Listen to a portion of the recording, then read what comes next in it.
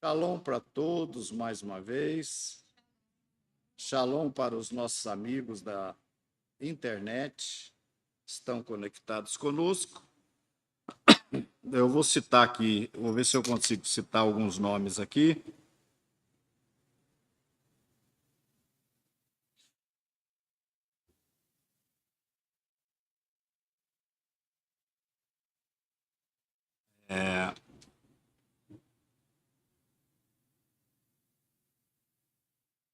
Zípora, Zirapiton, não é Zípora, Zirapiton, Salvador, Bahia. Walter Oliveira, Radassa. A Radassa, ela não diz de onde ela é.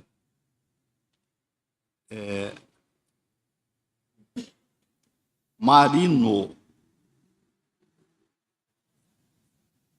Isso para ler, a letra está tão pequena.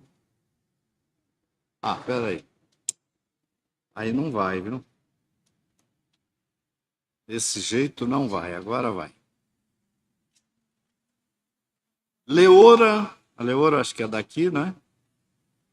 Ricardo Pérez, Evanilde Silva,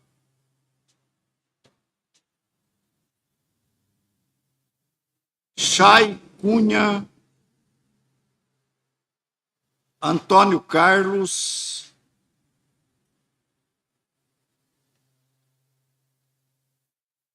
Claudete Zimra,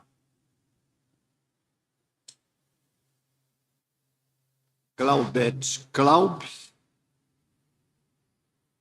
o Biratã Silva Vale,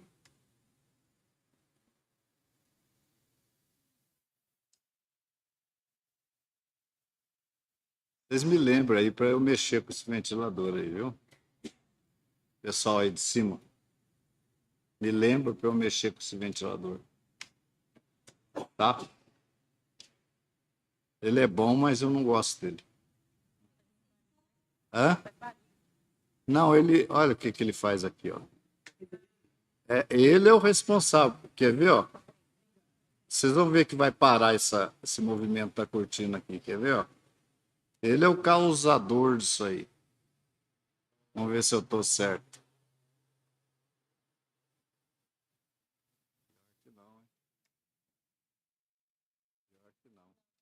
Acho que é o pequenininho aqui.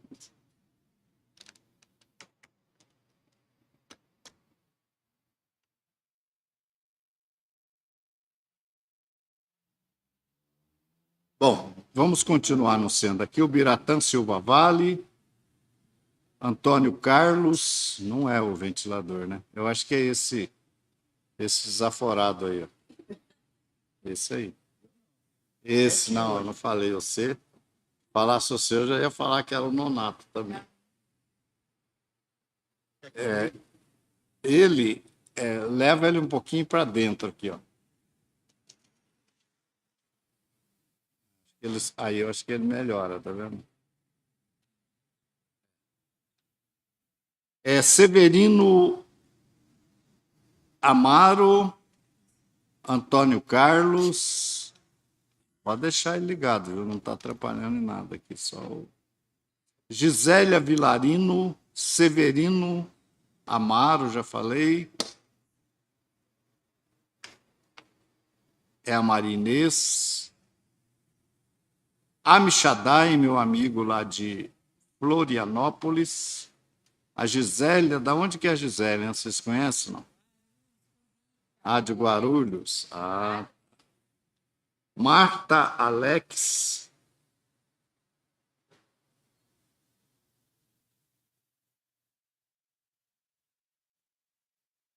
Cláudio Santos. O Cláudio é o Cláudio daqui, não? Cláudio Santos. Claudete Nunes. Santa Catarina, Claudete, tá vendo? Evanilde Silva. Salete Ribeiro, já falei. Deixa eu ver. Jussiane Menezes.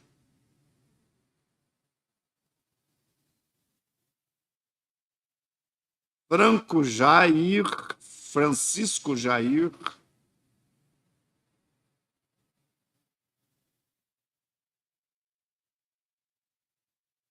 Antônio Carlos, Guga, Rio de Janeiro, Alessandra Oriti, aonde será, né? Antônio Turmina, obrigado.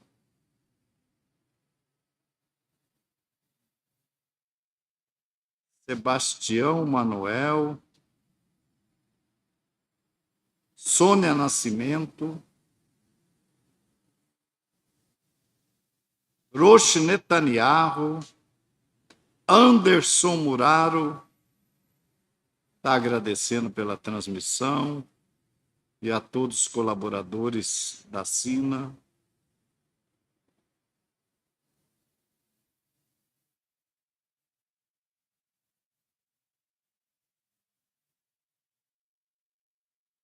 Evaldo Oliveira, Kefa Ben Israel, Cleusa Cordeiro. São esses os nomes que estamos aqui. Bom, melhorou aqui a cortina, né?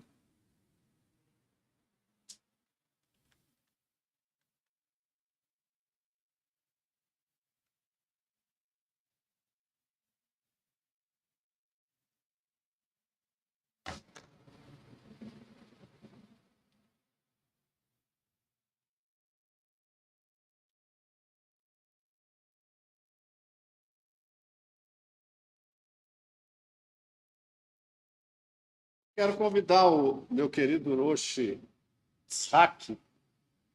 Vamos arrumar uma cadeira para ele aqui. Uma cadeira dessa de pano.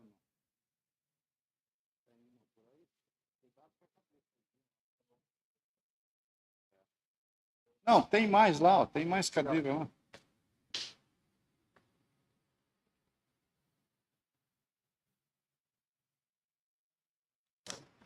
Isso aí é pegado no nato?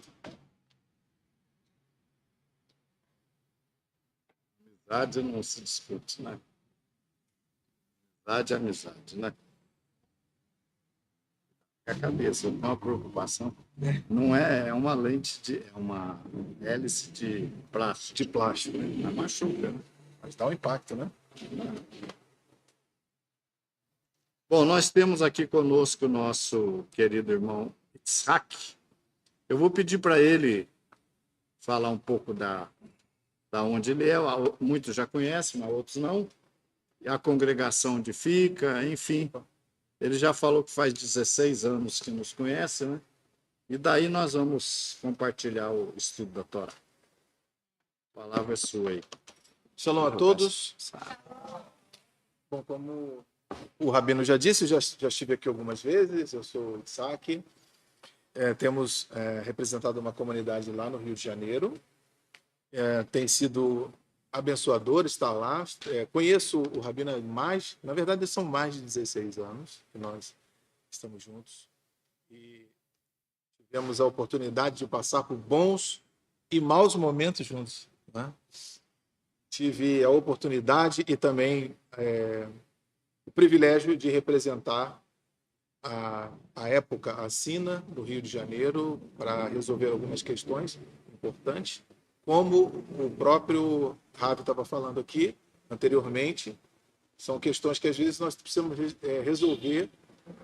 Aí não é nem política, né? São questões da lei, nós precisamos resolver, e aí tive o privilégio de receber o telefonema do Rabi pedindo para que eu pudesse representá-lo, e assim nós fizemos, conseguimos resolver o que precisava resolver, e desde então temos sido, assim, além de um relacionamento religioso, temos um relacionamento muito bom. Sempre que preciso, entro em contato com o Rabi, e às vezes até em avançada hora, e o Rabi sempre tem nos respondido, nos orientado, nos dado todo tipo de orientação, de ajuda, de apoio. Certa vez a última vez que eu estive aqui, eu tive a oportunidade de tirar uma foto com o Ravi aqui, E aí publiquei nas minhas redes sociais e alguém me perguntou: o seu pai está vivo? Tá bom, ué. Eu fiquei feliz, né? Oh, Eu falei, bom, infelizmente, né, o seu Abraham se foi já, mas eu falei, e parece, ele falou, eu olhei assim, eu falei, pensei que era o seu pai já, né? Eu falei, não, infelizmente já faz 30 anos que ele se foi, mas esse que está aí do lado é como se fosse, né? Então temos tido essa oportunidade e não à toa, às vezes eu ouço a minha esposa falar assim para mim, olha, não tenta, entre em contato com o Rabi, porque ele disser, você faz. Então isso tem sido bom. Ela é sua fã. que bom. Ela diz assim para mim, nem tenta, liga pro Rabi. Liga primeiro, né? Para nós é muito honroso, né? O irmão mora no Rio de Janeiro, como ele disse. Campo Grande, aquele casal ali veio lá do Rio de Janeiro, não é? O Nonato e a Raquel. Sim. Como é que chama lá? Maricá? Hã? A mãe é de Maricá, mas assim, o filho mora na Tijuca, não é isso? Ah, então. E lá no Rio de Janeiro nós não temos atualmente nenhuma congregação da Sina, mas temos essa congregação irmã, que já nos conhecemos já há 16 anos, né? Trabalhamos junto, ele estuda conosco também e trabalha junto conosco, então quando eu tenho que indicar, eu indico a congregação lá de Campo Grande, né? Que é a que eu posso. Hoje está complicado isso aí, viu? Eu fiz um teste agora há pouco aqui, perguntei, eu entrei num site que está fazendo transmissão ao vivo e perguntei se tinha sinagoga em Curitiba. Sabe o que eles falaram para mim? O que vocês acham que eles falaram? Que não tem. Não tem. Eu perguntei, mas tem alguma sinagoga messiânica? Não. Não, não conhece. É difícil, né? Porque eu não gosto de trabalhar assim, eu gosto de trabalhar mais com amizade, com a gente poder indicar alguém, ainda que com reservas, às vezes eu falo, olha, não é a nossa linha, mas é uma congregação que você pode ir e tal. Mas dizer que não tem congregação em Curitiba, aí já é ruim, né?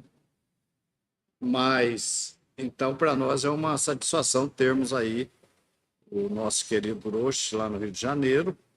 E caso alguém lá procure, certamente nós vamos indicar que o procure, certo?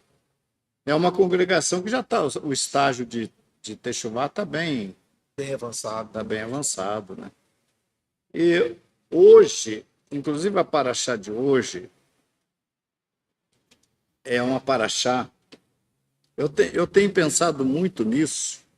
Estava pensando agora durante as leituras que foram feitas, a primeira paraxá Hareimot. Até quero aproveitar, já que nós estamos falando de instituição, falando um pouco de organização, o que eu constatei desde que nós começamos a nossa sinagoga, a gente começou praticamente sozinho, não tinha ajuda de ninguém. Então você sabe que quando a gente anda sozinho, a gente pode acertar ou errar, né? E a ideia é sempre acertar, já que nós não temos um apóstolo aqui vivo hoje, um Pedro, um Tiago, um João aqui, para nos dizer tudo certinho como nós temos que fazer, então nós temos que confiar no Eterno, orar a Deus, pegar a Bíblia, estudar e procurar o nosso povo de Israel naquilo que é possível, porque Israel continua sendo a nação sacerdotal. Hoje, se você tem uma Torá, você tem por causa do povo de Israel. Se você tem aí uma liturgia judaica, nós temos por causa do povo de Israel. Então, nós temos uma dependência do nosso povo também, claro. Mas, como o nosso povo que está endurecido quanto à figura de Yeshua, rejeita Yeshua até por uma razão que hoje, que nos dias apostólicos não existia, porque não havia figura romana de Yeshua, e hoje há, e predomina a figura romana de Yeshua, e esse acabou se tornando motivo para o povo de Israel rejeitar totalmente a Yeshua. E, em função disso, da rejeição a Yeshua, nós não podemos abraçar tudo o que é ensinado hoje através do judaísmo rabínico. Aceitamos aquilo que vai fechar com a Torá, que vai fechar com os apóstolos, aí sim nós vamos abraçar. E nessa caminhada nossa aí de tantos anos, eu aprendi uma coisa que eu acho importante passar para vocês. Olha, ser sincero é importante, buscar a Deus é importante, estudar é importante, se dedicar é importante, mas nada disso é garantia. Porque tem um tempo. Deus tem o tempo determinado. Não adianta. Eu estava analisando aqui, nós vamos estudar hoje, não sei se vai dar tempo de comentar sobre o bode expiatório, o bode emissário, né? Mas esse tema foi o tema, um dos temas para surgir os adventistas. Essa questão dos bodes. E daí tem toda uma teologia que complicou. É por isso que eu falo, não basta você ser sincero. Você tem que se dedicar. E se dedicando, aí nós vamos depender da misericórdia de Deus. Então, em 1843, 44, um grupo de evangélicos nos Estados Unidos, liderado por um homem chamado William Miller, ou Guilherme Miller, é a mesma coisa de William Miller, viu? Guilherme e William é a mesma coisa. Guilherme em português, William em inglês. Ele fez um cálculo baseado em Daniel, um cálculo que hoje nós podemos totalmente refutar. Que você veja bem, Orochi, quando você fala em 2.300 tardes e manhãs, 2.300 tardes e manhãs, você pensa em quantos dias? Quantos dias são literais? 2.300 tardes e manhãs. Quantos dias são? Eu deixo para vocês responderem. Um dia não tem uma tarde e uma manhã? Um dia. 2.300 tardes e manhãs são quantos dias? Quantos dias? 2.300 dias.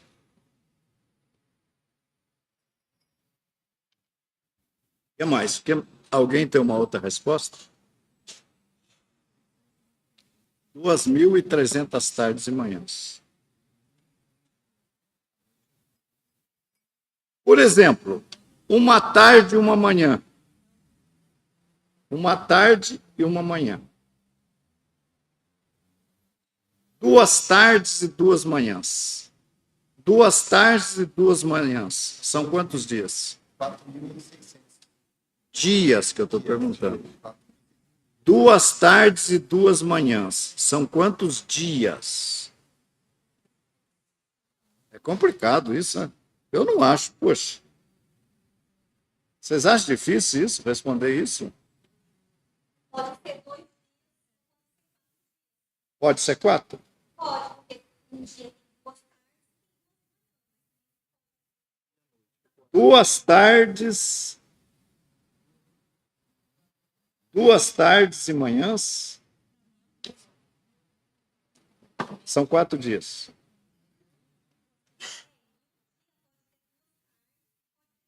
Não, um dia tem uma tarde só.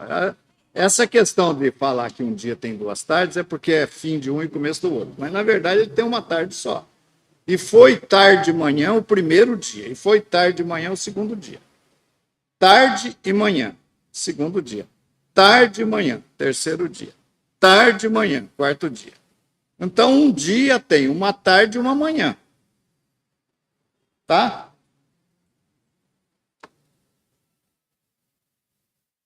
Duas tardes e 2 manhãs. São quantos dias? Quantos? Hã? Não estou ouvindo nada. Ele falou 2. Aquele salão. Aqui o eco. Aqui é bom que a gente não escuta nada. Né? Escuta o barulho lá fora, mas não escuta nada aqui. 2 tardes e 2 manhãs são 2 dias, gente. Um dia não tem uma tarde e uma manhã? Mais uma tarde e uma manhã? 2. 2.300 tardes e manhãs. São quantos dias? São 2.300 dias. São? Tem certeza? 2.300 tardes e manhãs.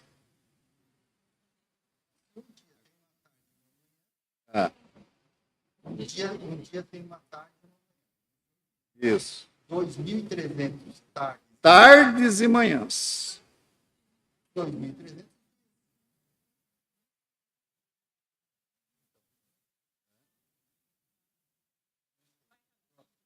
É? Já deu 9. Tá, então eu vou dar uma outra dica para vocês para ajudar. O que acontecia de manhã e à tarde no Mexicano? De manhã e à tarde acontecia o quê? Sacrifício. Então, tinha um sacrifício de manhã e um sacrifício da tarde. Num dia. Sacrifício de manhã, sacrifício da tarde. 2.300 sacrifícios. São quantos dias? 2.300 sacrifícios. Dá 1.150. 1.150. 1.150 sacrifícios. 1.150 dias representam 2.300 sacrifícios. Tarde, manhã. Tarde, manhã. Mais 1.150 só, não é 2.300 dias. É 1.150 dias só. Somado tarde com manhã vai dar 2.300. Somando tarde e manhã. Entendeu? Mas foi a confusão do Guilherme Miller. Em vez dele entender que foram 1.150 dias, 2.300 sacrifícios, ele entendeu que era 2.300 sacrifícios. 2.300 tardes de manhã. Daí ele fez um cálculo, fez uma conta contando lá da época de Daniel, caiu no ano de 1844, 43 nos Estados Unidos. Agora, não era só o Miller era um cara inteligente, tudo, tinha mais gente com ele. Mas ninguém falou nada, todo mundo concordou. Aí ele falou, mas o que ele falou que ia acontecer naquele ano de 1843? A vinda de Yeshua. Entendeu? Ia ocorrer naquele ano de 1843. Hã? Empurrar o quê? Ah, minha filha, eu não tenho como fazer nada. Esse microfone é um microfone muito baratinho, muito safado, por isso que ele não pega. O microfone é bom, é lá em cima aqui. É lá uma mesinha que tem lá. É. Nós temos que arrumar essas caixas uma hora para dar capacidade para o microfone funcionar. Ele funciona um pouquinho, dá microfonia aqui. Funciona mais, dá no outro. Aí não tem jeito de trabalhar. Mas aí não aconteceu nada em 1843. Aí ele jogou para 1844. Refez. Ah, houve um erro aí e tal. E marcou para a época de Yom Kippur. A época de Yom Kippur de 1844. Aí chegou a data que ele previu em 1844, mas já tinha muita gente, muitos crentes, metodistas, batistas, enfim, outras religiões que agora não sei citar, muitos evangélicos estavam todos já fechados com esse homem, esperando a vinda de Yeshua. Muitos venderam as casas, venderam propriedades, deram dinheiro para difundir a ideia, porque na época não tinha internet, né? Então tinha que difundir no corpo a corpo. Então, muitos venderam tudo que tinha, colocaram o dinheiro ali, porque é agora que Yeshua está vindo. E aí não veio. Aí chegou no dia 23 de outubro, que era a época das festas judaicas. Sabe até que horas eles esperaram a vinda de Yeshua? Até meia-noite, porque o dia não terminava no pôr do sol para eles. Olha o entendimento. Deu o pôr do sol, acabou o dia. É outro, mas eles ainda acreditavam no meia-noite. Aí deu meia-noite e não aconteceu nada. Aí o que? Eu não estou aqui julgando as pessoas, viu, gente? Pelo amor de Deus. Ó, eu acho que toda a dedicação que a gente tem para Deus é válida. Mas a gente tem que ter cuidado. A gente tem que ter conselho, conversar, ouvir. A gente tem que confiar em Deus. E é isso que às vezes falta. Aí Yeshua não veio. Aí foi a grande decepção. Espalhou todo mundo. Muitos abandonaram a religião, muitos ficaram na miséria porque tinha vendido fazenda, vendido tudo que tinha, ficaram na miséria. E aí foi aonde surgiu Ellen White. Quem era Ellen White? Era uma metodista que estava no movimento ali. E mais alguns, não foi só ela, mais alguns. E eles, naquele dia, meia-noite, quando viram que não aconteceu nada, um deles saiu de noite e teve uma visão de noite, e Yeshua passando de uma parte do santuário celestial de um lugar para o outro. Aí, bom, tá aí o negócio. Tá tudo certo, a data, tudo certinho, só o acontecimento que não era a vinda dele. Ele ia passar do santo para o santíssimo no céu, que é um outro detalhe, que ele não passou de lugar nenhum. Quando ele subiu aos céus na sua morte, ele já entrou no Santo dos Santos. Ele não assentou à direita de Deus? Não assentou à direita? Como é que pode Deus estar no Santíssimo e ele está no Santo e está sentado à direita? Que cadeira é essa que tinha uma parte para lá, outra para cá? Aí ele entrou no Santo dos Santos quando ele chegou na presença de Deus e não em 1844. Aí, tá. Aí começou o movimento, né, que mais tarde se tornou na Igreja Adventista, que arrebanhou uma parte daquele povo. Agora, a senhora White, aí que eu falo para vocês, esse distanciamento dos judeus,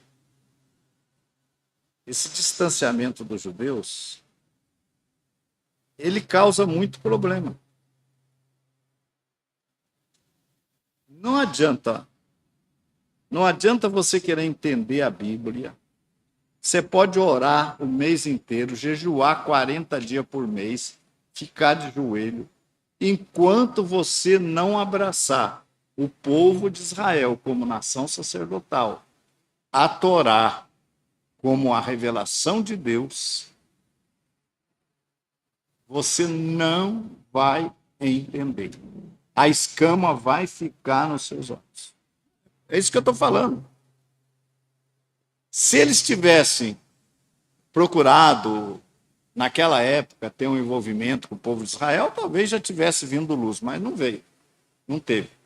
Então, a senhora White, na verdade, ela não preenche os requisitos de profeta. Ela é uma profetisa? É. Mas preenche os requisitos bíblicos? Não. Nenhum profeta, gente.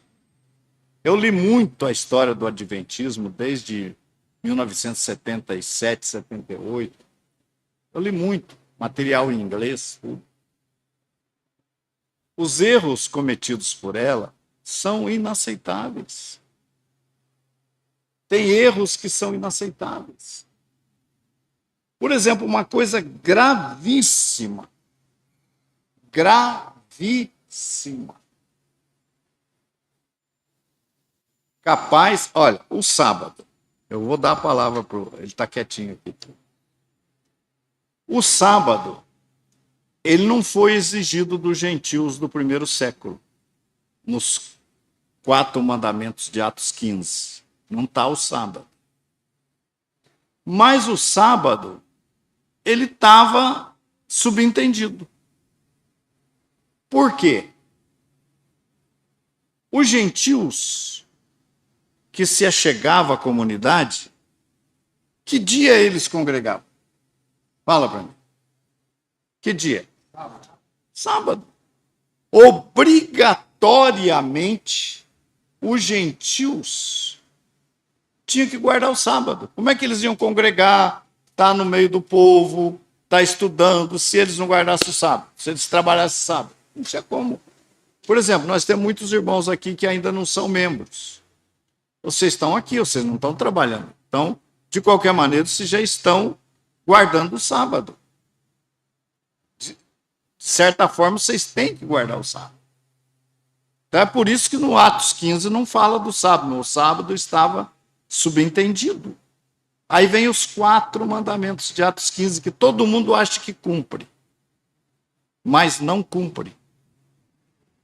E o mandamento mais, além da idolatria, claro, que é o primeiro, né?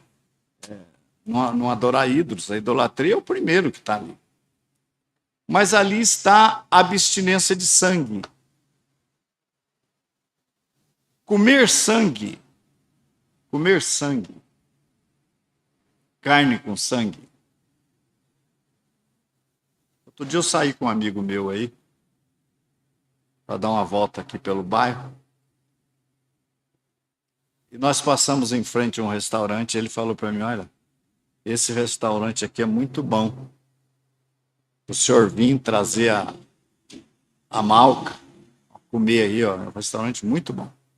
Porque o dono desse restaurante tinha restaurante no centro de São Paulo, e agora ele tem aqui no bairro. Ele era empregado lá, agora ele é dono aqui. E a mesma comida que ele servia lá naquele restaurante de luxo, ele serve aqui. Aí eu falei, é aqui? Ele falou, tá bom. Não come carne coxa. Eu não quis falar nada para ele. Eu podia falar, meu amigo, você não come carne coxa. E comer nesse restaurante aqui não dá. Como é que eu vou comer aqui? Mas eu não quis mexer com ele. Acho que não era a hora certa ainda de eu falar para ele. A carne com sangue, gente, está lá nos 4 mandamentos de Atos 15. Para o gentil que está se chegando. Gentil que está vindo agora. Comer carne com sangue, se ele não parar, é como se ele estivesse adorando ídolos. Pecado grave.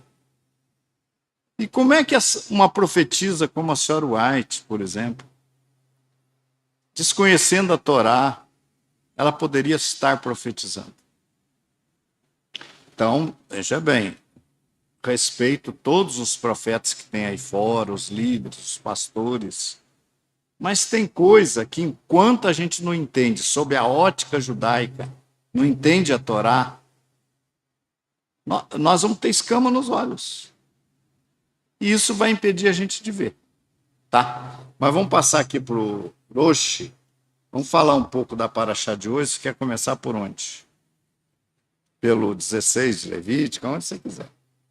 Eu prefiro que o senhor me oriente. Por onde que o senhor quer começar? Vai falar de santidade. Vamos falar de santidade. Eu acho que essa paraxá de hoje, eu até quero começar do fim para o começo. Vamos ver lá no Kedoshim. O que quer dizer a palavra Kedoshim? Vocês aí. Santos. Quem falou aí? Foi a Carla aqui? Hã? Aí de cima. Pessoal, eu vou ter que barrar eles, viu? Fica dando resposta antes da hora, viu? Fica vendo na internet. Santos.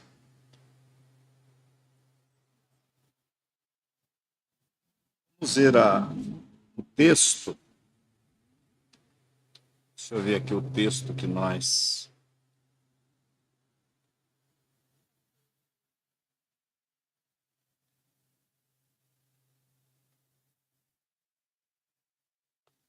Tem que lembrar o último versículo.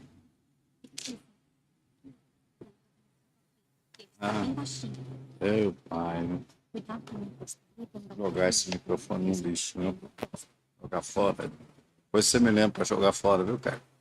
Pôr no lixo, viu?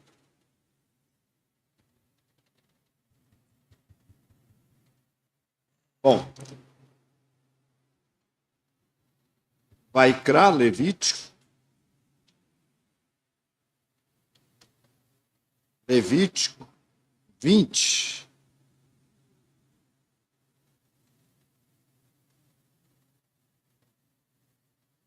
Quer ler para nós, ou Orochi? Aqui do... Vamos começar. Não, é aqui mesmo, é o versículo que eu quero aqui, ó. 23. Levítico 23. Levítico 20, 23. Se quiser colocar no telão para nós, para o internauta.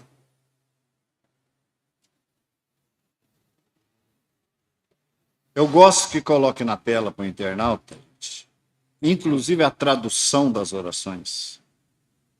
Eu estava comentando isso com vocês antes e parei.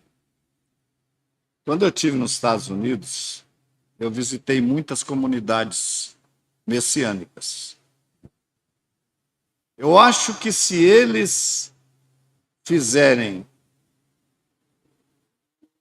umas 5, 6 orações judaicas, é o máximo. Nem o Shema inteiro eles não fazem. Fazem só o Shema Israel, Adonai Elohim, Adonai Echad, Baruch Shem Kevod, e não faz o Ve'ahavitah et Adonai Elohim, não faz. Agora, nós aqui no Brasil fazemos a metade do Sidur. Claro, exagerando, né? Mas não traduz. Então, se todos vocês fossem judeus de nascimento, nascidos em um lar judaico, e o Aminon estivesse ali fazendo as orações, vocês estavam entendendo tudo. Tudo que ele está falando ali em hebraico, vocês estavam entendendo. Né? Mas vocês não estão entendendo. Então precisa da tradução. Quando eu voltei dos Estados Unidos, eu voltei assim. Vai ser tudo traduzido. Nós vamos diminuir a quantidade de orações, vamos reduzir, Vamos colocar só as básicas e tudo com tradução, porque você tem que saber o que está falando. Se vocês soubessem o que vocês estão falando em hebraico, vocês iam ver a responsabilidade que vocês estão falando. Então, é muito importante, da minha parte, no que depender de mim, nós vamos ter todas as orações traduzidas para o português, para você saber o que você está rezando. Pode rezar em hebraico, amém. Mas vai saber o que está falando. Senão não adianta nada. Não tem sentido. Eu fico pensando, Deus olhando para nós, beleza, vocês estão falando, vocês sabem o que vocês estão falando para mim? Eu penso Deus fazendo a pergunta, vocês sabem o que vocês estão falando para mim aí? Aí vocês vão responder para Deus o quê? Não. Aí ele vai falar, pois é, eu queria entender vocês. Vocês estão falando comigo uma coisa que vocês não sabem o que estão falando? O que vocês querem que eu diga? Então nós temos que saber o que nós estamos orando. Vamos fazer 10 orações, vamos fazer mais que os messiânicos, vamos fazer 10, mas sabendo as 10 o que nós estamos falando. Senão não tem sentido. Então por isso que eu gosto de colocar o texto na tela, nem que seja em português. Eu gosto que coloque. Vamos lá. Vamos ao texto 23, o verso 23, vai dizer assim: E não andeis nos costumes da nação que eu hei de expulsar diante de vós, porque tudo isso fizeram, e eu me afastei deles. O verso 24: E eu vos disse, vós herdareis a terra, e eu as darei a vós para herdá-la, a terra que emana leite e mel. Eu sou o eterno vosso Deus, que vos separei dos povos, e farei separação entre o animal puro e o impuro, entre a ave impura e a pura, e não fareis as vossas almas abomináveis por causa do animal, da ave e de tudo o que se arrasta sobre a terra, que apartei de vós como impuros, e sereis santos para mim, porque eu, o Eterno, sou santo, e vos separei dos povos para serdes meus. Aí. Você pode comentar o que você achar. Uma das primeiras questões que eu gostaria de comentar com vocês aqui é algo que é simples, mas às vezes foge do nosso entendimento. Para alguns de vocês aqui, ser santo é fácil, é difícil ou é impossível? É o quê? Difícil. Fala alto, gente. Tem que É difícil. falar alto, que a gente não Então, ouve. pelo menos uma pessoa acha que ser santo é difícil. Alguém acha que é impossível? Entenda, o próprio Hashem está dizendo, sedes vocês, ele está apontando assim com o dedo, sede santo como eu. Pergunta, é possível? Por quê?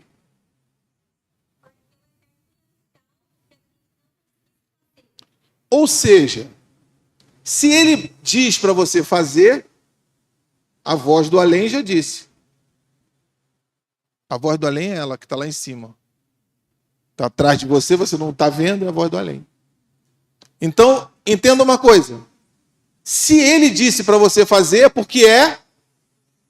E se ele disse para você não fazer, é porque vai acontecer alguma coisa se você fizer. Assim como se você fizer, também acontecerá alguma coisa. Entenda daquele texto de Devarim quando ele diz, eu vou colocar duas coisas diante de você. Uma é a bênção e a outra é a maldição. Mas ele diz só isso? Não, ele diz escolha a bênção para que vades bem. O texto aqui é bem interessante que ele já inicia, quando nós lemos, ele inicia lá no 23 dizendo, e não andei nos costumes da nação que eu hei de expulsar de diante de vós, porque tudo isso fizeram e eu me afastei deles. Nota-se que o que a gente está pedindo de nós, dentre outras coisas, é o seguinte, vocês têm que ser diferente, não apenas desse povo, mas de todos os povos.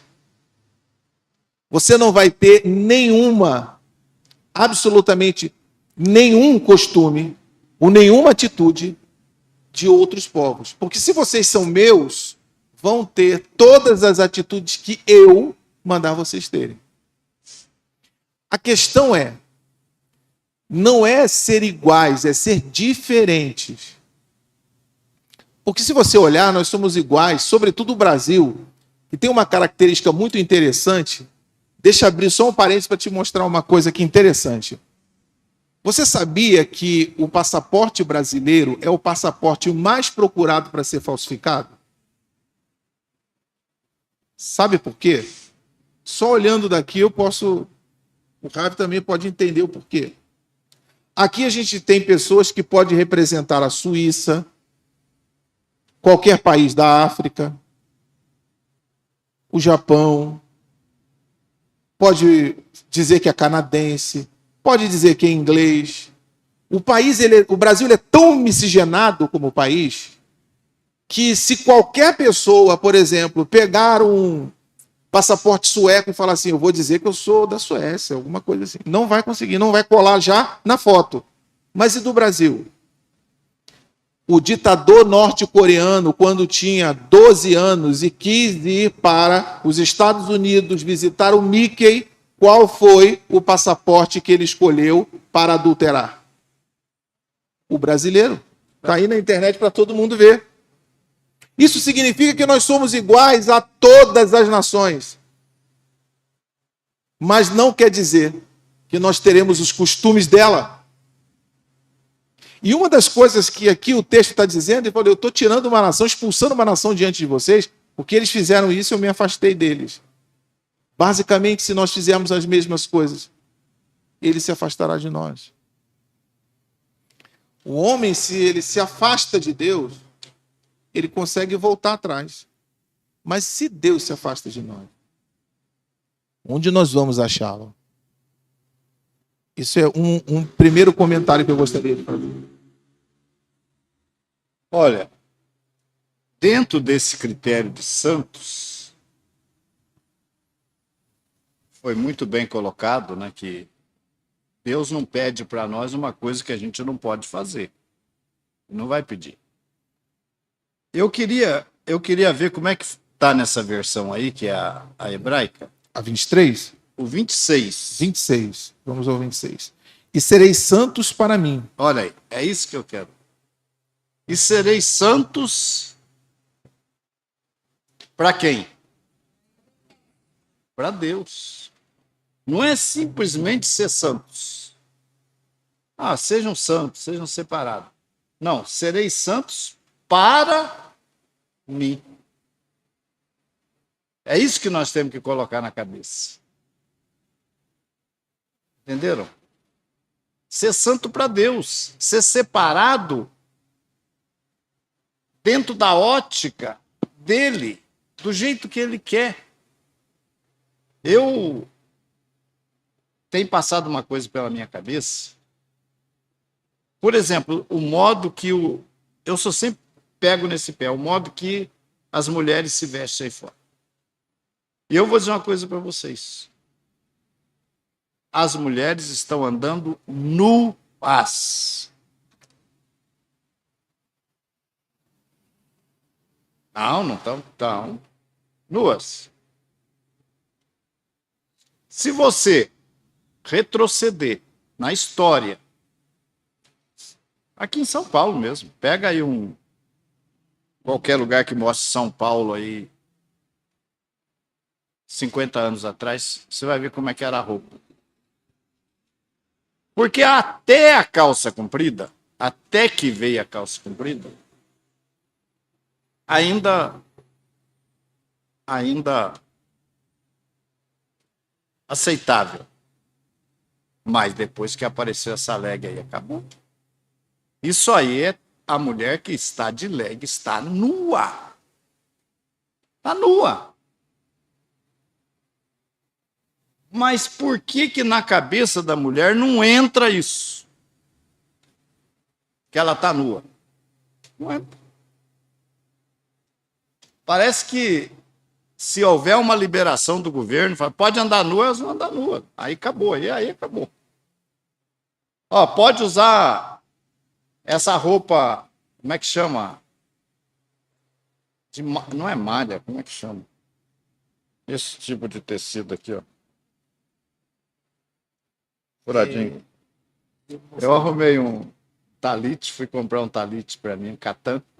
Achou o furadinho que eu não E tem um furadinho. Aí eu comprei, falei, eu quero esse aqui. É todo furado. Se o governo liberar, elas vão usar essa roupa. Vocês querem apostar comigo que elas vão usar? Apostar? Então, e nem sempre elas estão fazendo isso, nem todas estão fazendo por mal. Muitas estão indo na onda só. Mas, e como é que estão os líderes religiosos? Fechando os olhos. Vão para a igreja com essas roupas, dançam na congregação com essas roupas, são toleradas com essas roupas. Mas eu digo, estão nuas. Está com a roupa colada? Está nua. Pronto. Está nua. Agora, aí Yeshua vem e fala assim, se um homem olhar para uma mulher com intenção impura no coração, ele já cometeu adultério, né? Meu Deus! Naquele tempo, gente, naquele tempo que a mulher usava aqueles roupão, aquela quase que uma burca, ele falou nisso, de um homem olhar para uma mulher com intenção impura. Hoje, como é que funciona isso hoje? Hoje, esse mandamento não tem como cumprir. Acabou, não tem mais como. Então, nós, as nossas irmãs, tem que colocar na cabeça que vocês têm que ser santas. Vocês têm que se valorizarem. Vocês têm que reconhecer o valor que vocês têm. Ah, o corpo que eu tenho, quem me deu? Foi Deus. Mas não deu para você fazer isso que você está fazendo. Não deu. Deu para você saber usar o seu corpo, saber usar a sua beleza. Fazer bom uso da sua beleza. Não para você fazer isso aí. Agora, como é comum no Brasil, o Brasil é conhecido pelo carnaval, pelas praias, o Brasil é conhecido assim lá fora. Conhecido por isso aí.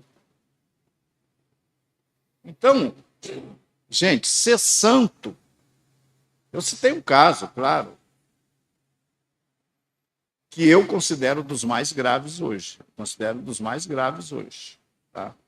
Mais profano, muita prostituição, muito adultério, muita coisa maligna no ar muito poluído. Entende? As irmãs têm que tentar estar nesse meio aí, mas pensar diferente. Eu sou uma mulher que sirvo a Deus. Eu entendo por que eu tenho a minha beleza, por que Deus me deu a minha beleza, e eu vou fazer o uso da minha beleza como Deus manda. Mas quem que criou o homem assim, que o homem é sem vergonha? Foi Deus que criou. Você quer falar que Deus criou o homem sem vergonha? Fala para Deus. Senhor, tu criaste o homem sem vergonha. Deus criou o homem, homem. E criou a mulher, mulher. Cada um se coloca no seu lugar. O homem que não tem atração por mulher é um homossexual. Está errado. Não é coisa de Deus isso aí. Esse é o que não tem atração. Então vamos, quando a gente vai pensar em santidade, não é só pensar na questão da comida, mas também na questão de se vestir. Também. Às vezes eu fico olhando, eu acho engraçado, vendo na televisão, tem esses programas de fofoca que passa aí, de vez em quando eu vejo. Como é que as mulheres se apresentam lá? É coisa de dar nojo, sabe? Dá nojo, para não dizer, né? O modo que se veste.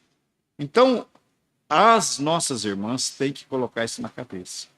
Vista-se, decente, bonita, mas com decência, com santidade, porque é para Deus. Tá?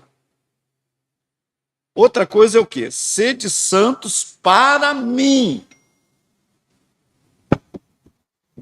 Entenderam? Não é para o rabino, não é para a sinagoga, não é para mim, não. Para mim, eu vou cobrar da minha esposa, da minha família. Sede santos para Deus. Tá? Aí ele cobra aqui a questão da comida. É o que eu falei, a questão de comer. Hoje eu estava vendo uma palestra aí sobre kosher. Eles dão mais foco ao animal limpo e imundo. Tá proibido o animal imundo, está proibido, mas está muito mais proibido a questão da comida com sangue. E falando dentro da santidade ainda, deixa eu ver se eu acho aqui. Perco esse versículo. Não, 19, não. É o que fala: e guardareis os meus sábados. Deixa eu ver qual que é.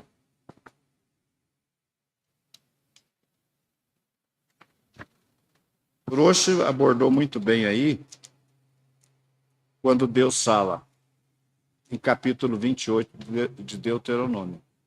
Né? Ele dá os seus mandamentos, a sua lei, e fala: se nós obedecermos os mandamentos de Deus, nós seremos abençoados.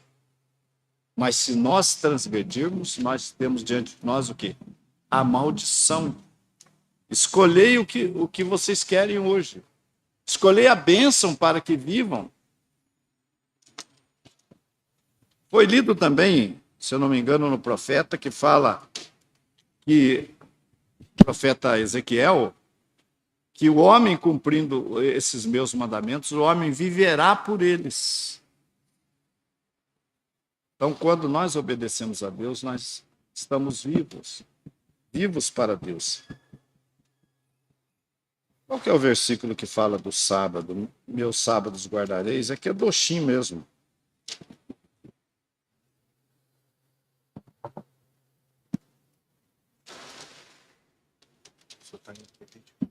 Levítico.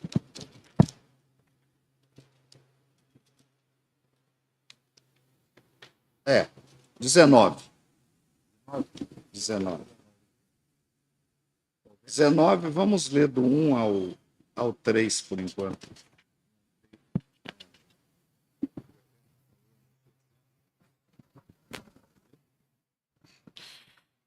Então, Vaikra 19, a partir do verso 1, diz: E o Eterno falou a Moisés, dizendo: Fala a toda a congregação dos filhos de Israel, e lhes dirás: Sereis santos, pois eu, o Eterno vosso Deus, sou santo. Cada um temerá a sua mãe e a seu pai, e aos meus sábados guardareis. Eu sou o Eterno vosso Deus. Pode comentar. Isso eu acho interessante também. Uma das questões que me chama muita atenção aqui no texto, quando ele fala a todas as congregações dos filhos de Israel, sereis santos, pois eu sou santo, o Eterno, mais uma vez, vosso Deus, sou santo. O Ravi falou algo aqui importante, e eu vou me lembrar aqui, vou trazer a memória de vocês que são aqui de São Paulo, para os que puderem ter essa memória e voltar lá no ano de 1984, quando havia um movimento que já havia dos anos 70, que era um movimento punk. Na freguesia do Ó, onde você andava, você via os punks. Era muito punk, ao ponto de um cantor aí fazer uma música falando que havia um chamado punk da periferia, que era da freguesia do Ó. Ao ver aquela pessoa vestida daquela forma, você sabia de qual grupo específico ela participava. Ainda no iníciozinho da década de 80, ao ver um crente em Jesus, ao olhar, você sabia, sobretudo as mulheres, era muito fácil definir quem eram elas, de onde elas eram. Dizem, é crente. O nome disso é pertencimento. As tribos, elas falam muito sobre pertencimento, inclusive as tribos urbanas. E aí, quando o Ravi fala sobre a vestimenta, ele está falando sobre a quem você pertence. Por quê? É importante que a gente guarde isso, porque o corpo, a Shem nos entregou, mas não é nosso. Por isso a gente não tatua, por isso a gente não faz uma série de coisas, porque ele não é nosso. E ele está revestido também da santidade, por isso a roupa aponta para quem você é. Note-se que se você vai diante de um juiz, você não pode ir de chinelo e de bermuda. E o juiz, via de regra, é ímpio. Mas se diante de um homem você não pode ir de qualquer jeito, por que andar de qualquer jeito na rua? E aí aqui, no texto que nós estamos lendo aqui, ele mais uma vez vai dizer, sereis santos, pois eu, o Eterno, o vosso Deus, sou santo. E antes de chegar, como o Ravi vai asseverar sobre o Shabat, ele vai falar uma coisa muito interessante. Cada um temerá a mãe e o pai. Podia ter dito ao pai e à mãe, não é, Ravi? Mas disse a mãe e o pai. Alguém tem uma ideia por que falou a mãe primeiro? Tem uma ideia, alguém? Por que falou primeiro a mãe e depois o pai? Por que não falou primeiro o pai e depois a mãe? Quem falou isso? A voz do além falou que é a mãe que cuida. Mas tem mais alguma coisa além disso, voz do além. A mãe gera. E tem mais uma coisa. Ela educa e ensina o caminho? Deixa eu dizer algo importante para vocês. O IBGE, há coisa de 2 anos atrás, disse que a mãe passa absolutamente cerca de 19 horas com seus filhos, enquanto o pai, só 5.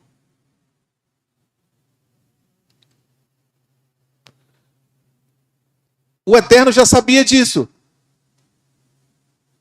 Afinal de contas, sim, é ela que gera, é ela que amamenta. Afinal de contas, a primeira comida que um ser humano tem vem da mãe.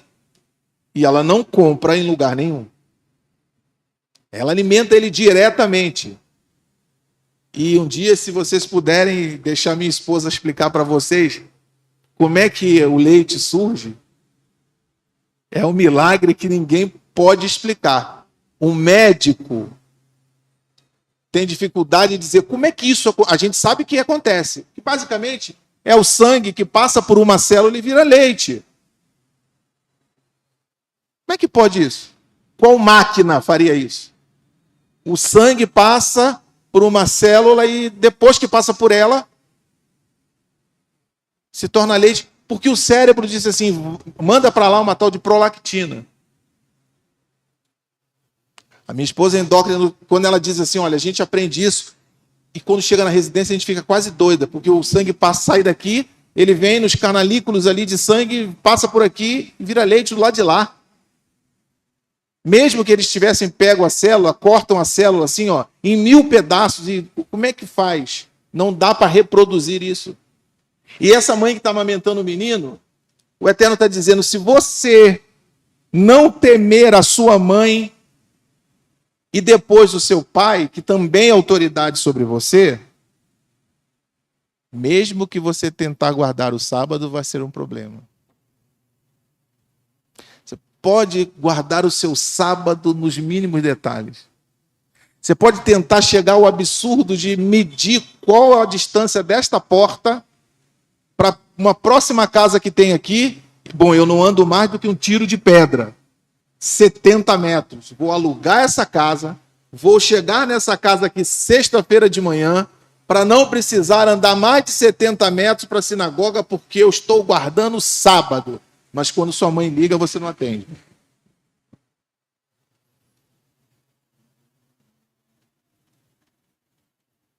Eu sou casada, uso kisuiroshi.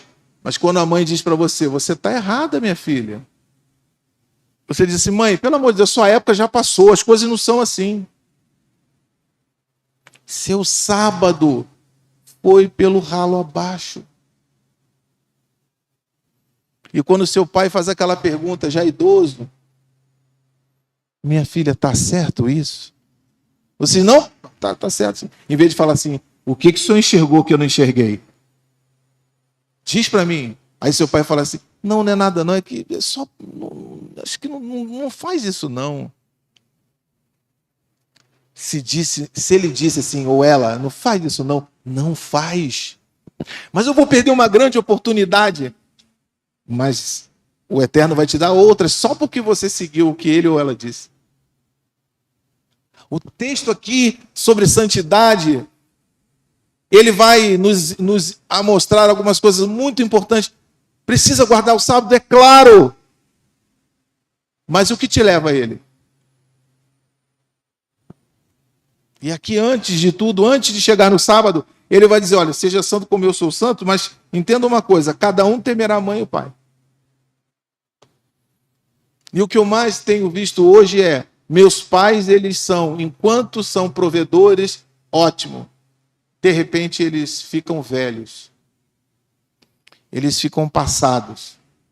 E eu não consigo entender ainda, numa visão que eu tenho visto isso aí algumas vezes. E eu não estou dizendo que sejam só pastores, qualquer um que se diz ter autoridade. Se você quer ter autoridade em qualquer coisa da sua vida, mas não é submissa a seu pai e sua mãe, você só é autoridade para os outros. Para Deus você não é. Não será. Se você não entende que seu pai, sua mãe é autoridade sobre você e não se curva sobre ela, você tem dura cerviz. Não adianta comprar talite de lã do Rabá de pagar 4.000 nele. Não adianta. Não adianta comprar um kitsui roxo de quase R$1.000 para cobrir o seu cabelo. Não adianta. Não vai adiantar acender as luzes de Shabat e com uma bela... Começa a trabalhar para arrumar o seu Shabat na quarta-feira. Mas tem coragem de, numa discussão, chamar a mãe de maluca. Não funciona. Mas mesmo que se minha mãe estiver errada, submeta-se. É isso que vai levar você ao nível de santidade que você tanto quer. Pode falar. Então, a santidade, não, muito útil. A santidade, você vê os 10 mandamentos, né? O primeiro mandamento vai falar da idolatria, o primeiro e o segundo, né? O outro vai dizer não tomar o nome do Senhor teu Deus em vão. Aí vem o quarto e vai falar do Shabat. E o quinto vai falar honra teu pai e tua mãe, para que se prolongue os teus dias na terra que o Senhor teu Deus te dá. E Yeshua faz menção, esse é o mandamento com promessa. Mas por que Deus colocou esse mandamento junto com os 10 mandamentos? Porque a família, gente, é a coisa mais importante.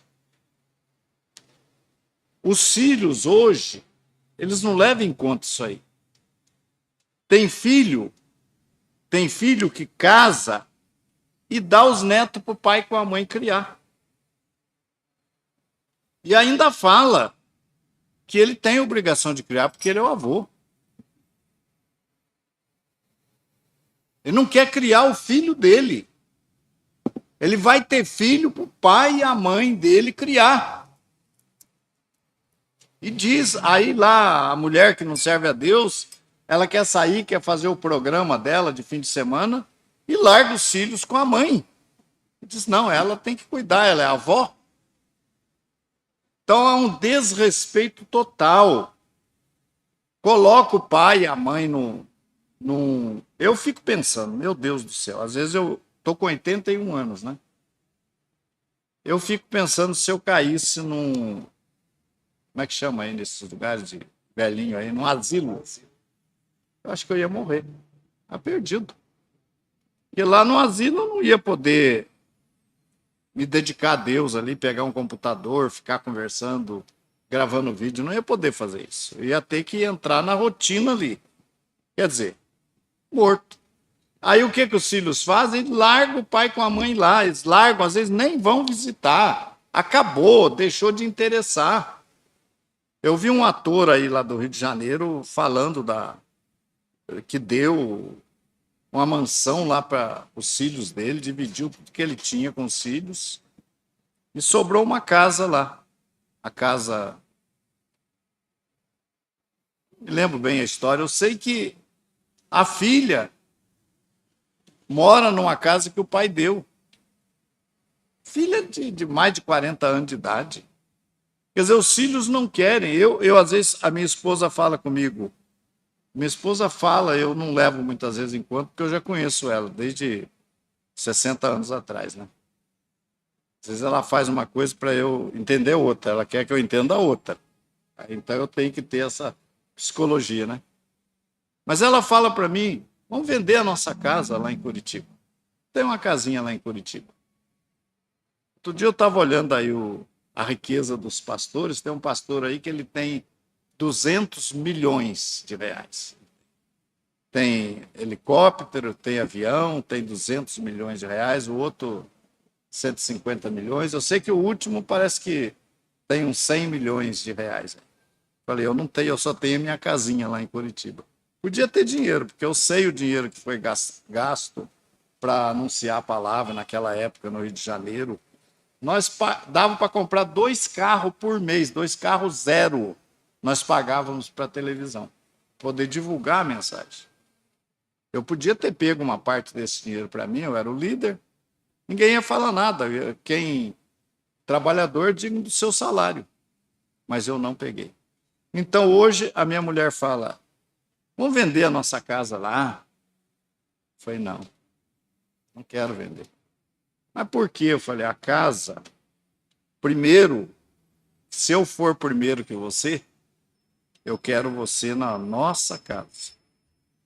Não quero você morando na casa de filho nenhum. Quero você na nossa casa. E também, quando você se for, a casa é dos nossos filhos. Eu quero deixar para eles. Quero deixar alguma coisa para eles. É assim que a gente pensa, mas por que o inverso não é verdadeiro? Por que eles também não pensam na gente? Nós temos um irmão na congregação, um líder nosso. Eu passei uns dias na casa dele, não vou citar quem é. Fiquei hospedado com a minha esposa na casa dele. E eu me incomodei. Que tinha ligação todo dia, de manhã e à tarde. A esposa atendendo, ele atendendo. Eu falei, irmão, esse telefonema aí são seus filhos? Eu falei, são meus filhos. São meus filhos. Um mora no Paraná, outro mora em São Paulo, outro mora em Minas. Todos os dias eles ligam para saber como é que nós estamos. Isso já faz tempo. Hoje eles estão com a minha idade já. Mas isso já faz uns 10 anos atrás. Todos os dias os filhos ligam. Para saber do pai e da mãe. E às vezes eu brinco com ele e falo, eu tenho inveja do irmão. Não pode ter inveja, mas eu tenho. Porque no meu caso, se ligar uma vez por semana, talvez vou estar mentindo aqui. Para saber como é que está. Mas eu gostaria que fosse assim. Gostaria, o filho dentro do ventre da mãe. Meu Deus, que coisa, né? Se você pensar isso, você dentro do ventre da sua mãe ali. Tudo que ela passa por você. É uma dívida que não tem. E Deus coloca nos 10 mandamentos, e coloca aqui, ou não, no quedochinho aqui, ele coloca, ó. Olha, cada um temerá seu pai e sua mãe e seu pai, como o irmão frisou, e guardará os meus sábados. Por que Deus que Deus fez questão de colocar isso aqui? O que é, Cristina? Pode falar.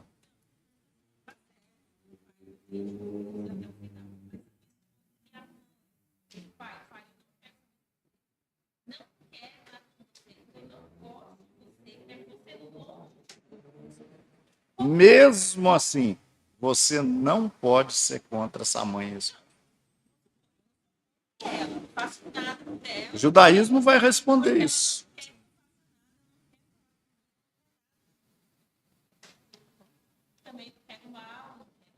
É. É. Então. Posso responder? Pedi ao Ravi a oportunidade para te dar essa resposta pelo seguinte. Ainda que haja uma mãe que rejeite o seu filho, rejeitou completamente. Ela disse, não quero, não aparece aqui, ótimo.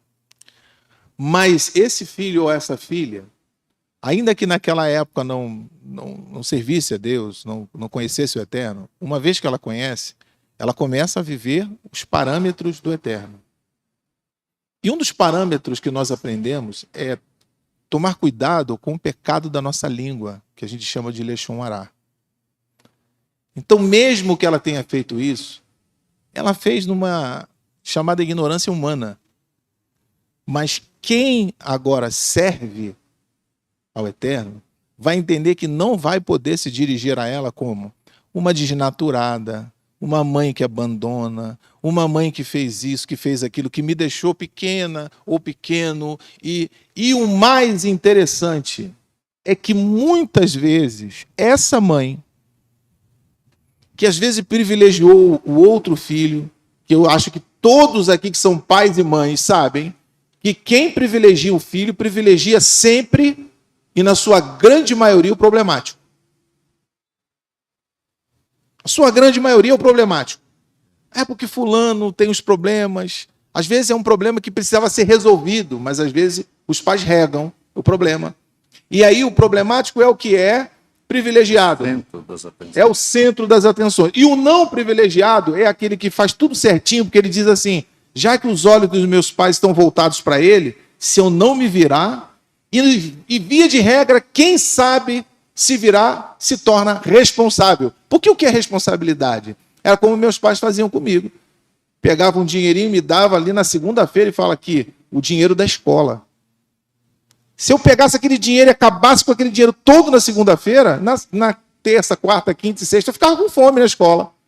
Porque o que os meus pais me deram? Responsabilidade. Agora tem pai que dá isso, o mesmo dinheirinho para 3 filhos. Ele gasta tudo, outros estão fazendo certinho, ele vai lá e fala, mas ele é porque, você sabe, né? O fulano é meio afoito, aí na terça-feira dá o dinheirinho para ele. Mas sabe o que acontece com esses pais que privilegiam um e renegam os outros, em detrimento desse privilegiado? Via de regra, vai procurar o que renegou no final da vida. E é aí que Deus vai te honrar. Quando você vai chegar para aquela pessoa que negou você, que disse que você não prestava, que te deixou, que não te amamentou, que não te deu comida, que não te abraçou quando você precisava, que não te deu o amor que você precisava, que poderia ter causado uma falha no seu caráter, que Deus foi bom e misericordioso e não permitiu. É você que vai lá e vai dizer assim, vem aqui, mãe, que eu vou cuidar de você. E se me permitir, Ravi, eu vou dar um exemplo. Um exemplo que a pessoa que disse para mim e para minha esposa, quando começaram a dizer que ela era louca, ela dizia assim, eu não sou louca. Eu sou uma mulher judia. Veja se nesse cenário cabe na cabeça de vocês. Alguém chegou para uma mulher e disse assim, seu marido está te traindo. E ela disse assim, quem mandou você me dizer isso? Não, eu estou dizendo que está te traindo. Eu não quero saber. Mas com o tempo aquilo ficou magoando o sentimento dela, a sua cabeça. E ela procurou saber quem era. E quando ela encontrou, ela descobriu que o marido já não tinha mais um contato com essa mulher. Tinha abandonado ela. Sabe por quê? Porque a mulher apareceu com um câncer. E ele a abandonou. Essa mulher judia foi visitar essa mulher, bateu na porta. Quando a mulher viu que era ela, Entrou em desespero e falou, pelo amor de Deus, não faz nada comigo, eu estou sofrendo de uma doença. Ela falou, eu não vim aqui para bater em você, nem brigar com você. Eu vim aqui para te oferecer ajuda. Entrou na casa da mulher, viu que a mulher não tinha o direito que comer, estava pelo INSS. Ela pegou a mulher e levou para a casa dela. Quando o marido chegou do trabalho, que viu aquela mulher deitada na cama deles, quase que ele infartou. E ele disse assim, quem é essa mulher aí? Ela falou, você conhece. Enquanto ela não ficar curada, nós vamos cuidar dela.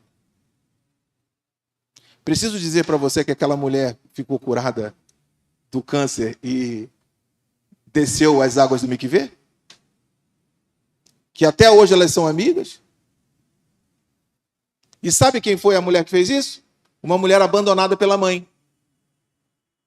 Porque ela disse assim, eu sei o que é abandono e não podia deixar essa mulher abandonada, mesmo que tenha sido problema do meu marido. E ela disse, esse problema não é meu. Quem vai se ver com Deus é ele, não sou eu. Então, uma mulher abandonada pela mãe, em que pé ser judia, tem gente ruim em tudo quanto é lugar.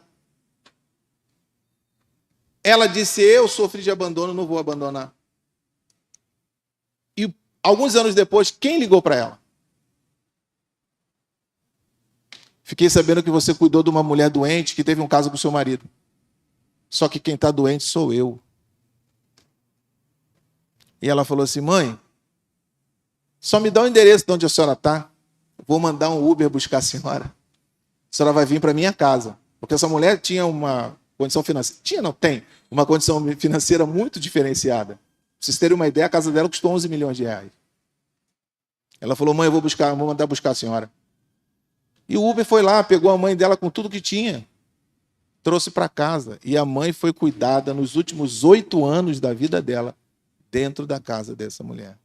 Pergunta a você, ela tem uma casa de 11 milhões à toa? Hã?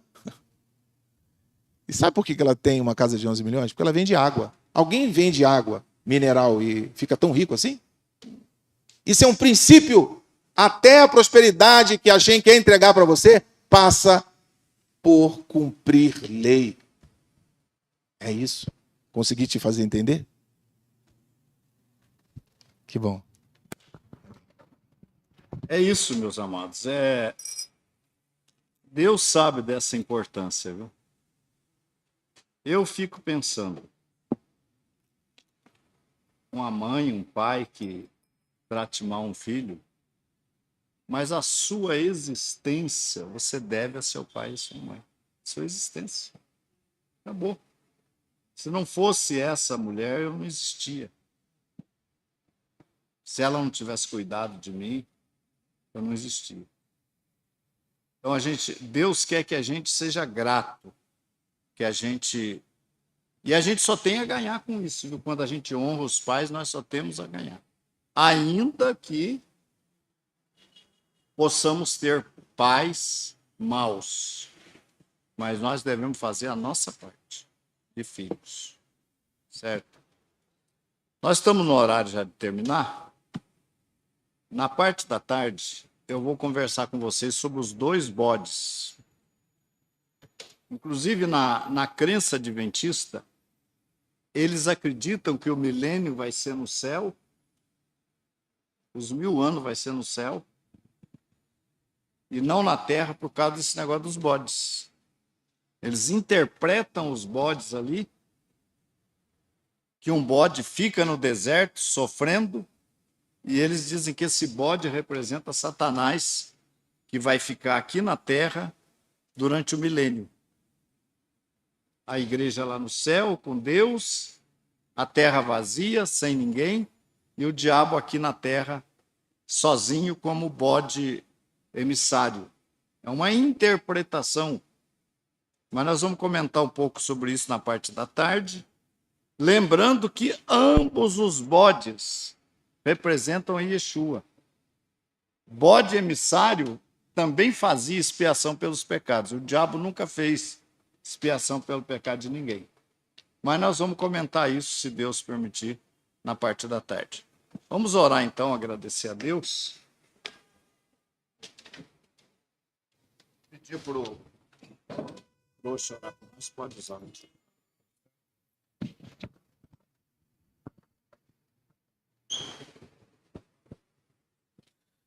A gente agradecemos esse momento tão importante, com esses ensinos tão profundos que aqui recebemos. Agora, prepara o nosso coração, porque temos um momento muito importante e que, além de estarmos congregados, estarmos aqui aprendendo, também entendemos que o Senhor tem nos abençoado com toda sorte de alimentos, aqueles que estão diante da tua lei, para que todos, além de ser alimentados, também sejam cuidados. Cremos que o Senhor vai nos abençoar, tem nos abençoado e continuará nos abençoando. Não apenas por estarmos aqui sendo ensinados pelo Rav, mas também porque sabemos que pelos méritos de Yeshua temos caminhado. Assim te agradecemos sempre. Amém.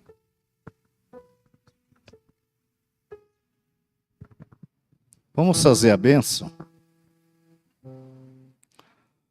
Yevarech Adonai Reishmirecha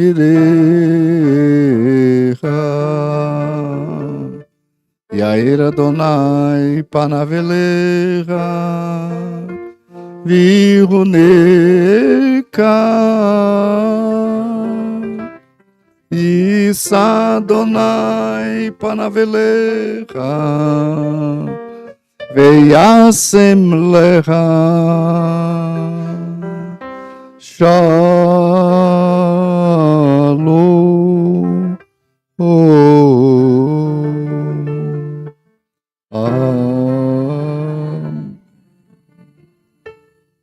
O Eterno te abençoe e te guarde. O Eterno faça resplandecer seu rosto sobre ti e tenha misericórdia de ti. O Eterno sobre ti levante o seu rosto e te dê a paz. Amém. Encerramos esse serviço em nome de Yeshua. Vamos descer para o Kiddush. Que Deus os abençoe.